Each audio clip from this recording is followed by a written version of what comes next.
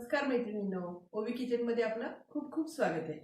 तर आज आपण बनवणार आहे, आपण पुड्याच्या करंज्याचं सारण बनवणार आहे। पण ते सारण खूप वेगळ्या पद्धतीचं आहे, त्यामुळे मी तुम्हाला आज सेपरेट दाखवणार आहे। तर त्याच्यासाठी काय लागतं आणि कसं करायचं ते मी तुम्हाला आता सांगते। आपल्याला सारणासाठी काय काय साहित्य लागणार आहे ते आपण पाहतोय। तर हे आपण गव्हाचं पीठ घेतलंय, साधारण एक मोठी वाटी भरून गव्हाचं पीठ घेतलंय आपण।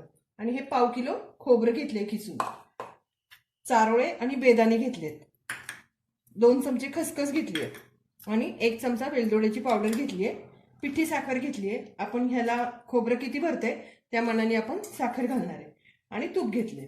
तर आता आपण गॅसवरती कढई ठेवली आहे, ती गरम करायला ठेवली आहे। तर त्याच्यामध्ये आपण पहिलं थोडंसं तूप घालूया, आणि त्याच्यावर आपण ही कणिक, गव्हाची कणिक आहे आपली, ही खमंग भाजून घेणार आहे आपण। अगदी गुलाबी होईपर्यंत छान भाजून घ्यायची, म्हणजे त्याचं काय होतं, चव पण छान लागते, वास पण चांगला येतो त्याचा, आणि सारण मुळात म्हणजे गव्हाच्या कणकीने मऊ होतं एकदम। त्यामुळे आपण गव्हाचे पीठ वापरतोय, रवा वगैरे काही वापरत नाहीये। तर आता हे आपण 5 मिनिटं भाजून घेऊया छान खमंग। आता हे आपण छान 5 मिनिटं गव्हाचं पीठ एकदम गुलाबी होईल, तुम्हाला दिसत असेल कलर अगदी गुलाबी झालाय, खमंग वास सुटलाय। आता हे आपण छान भाजून घेतलेलं आहे, तूप घालून थोडंसं भाजून घेतलंय। आता हे आपण काढून घेऊया आणि याच्यातच आपण खसखस आणि खोबरं भाजणार आहे। आधी खसखस भाजून घेणार। आता हे आपण 2 चमचे खसखस घेतली, ती आपण भाजून घेणार आहे। ती पण अशी छान लगेच ती 2 सेकंदात भाजती, जास्त वेळ नाही लागत। ही नुसती अशी भाजून घ्यायची आणि तशीच टाकायची, आपल्याला कुठली वगैरे नाही तरी चालते। आता आपण हे पाव किलो खोबरं घेतले, ते आपण छान गुलाबी होईपर्यंत छान खमंग भाजायचं आपल्याला। ते सुद्धा त्याच्यात तूप वगैरे काही घालायचं नाही, नुसतं कोरडंच खोबरं कडक होईपर्यंत, गुलाबी नाही झालं तरी चालेल, पण असं कडक झालं पाहिजे छान। म्हणून मंद गॅसवर ते अगदी 5 मिनिटं छान भाजून घ्यायचं व्यवस्थित। हे एकदा सारण करून ठेवलं ना की मग महिनाभर सुद्धा राहतं सारण, आणि ही करंजी सुद्धा चांगली महिनाभर राहते, कारण आपण सारण छान केलेलं असतं, त्यामुळं सारण आणि करंजी दोन्ही छान राहतात। आतल्या सारणाला पण वास वगैरे काही येत नाही। आता हे मंद गॅसवर आपण छान भाजून घेऊया गुलाबी होईपर्यंत।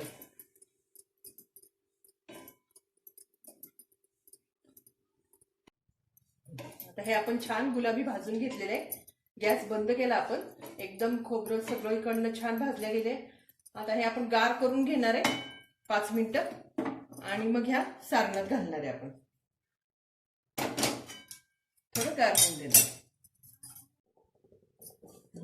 हे आता सारण आपलं 5 मिनिटं झाले, आपण गार करून घेतलेलं आहे। असं हे खोबरं सगळं हाताने छान चुरून घ्यायचं, म्हणजे हे छान बारीक होतं।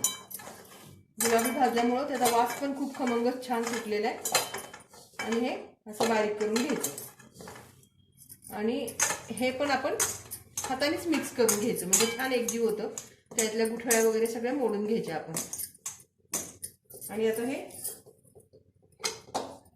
खोबरं आणि हे सगळं एकत्र करायचं।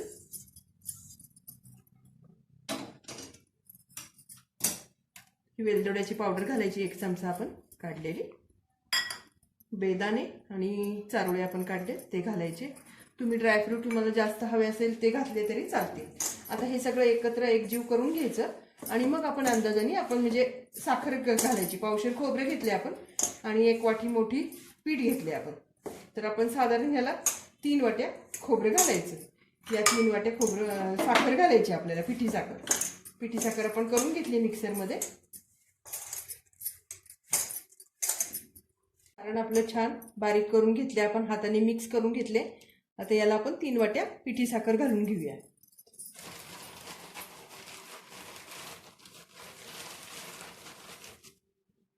दोन, आणि 2.5 घालू आपण, जरा गोडीला बघून, मग परत आपण ही जास्तीची घालू, आणि हे छान मिक्स करून घेऊ। ही बारीक घरातच दळून घेतलेली साखर आहे, विकत आणलेली नाहीये। हे सारण खूप छान होतं आणि महिनाभर टिकतं, खाताना तर इतकं सुंदर लागतं।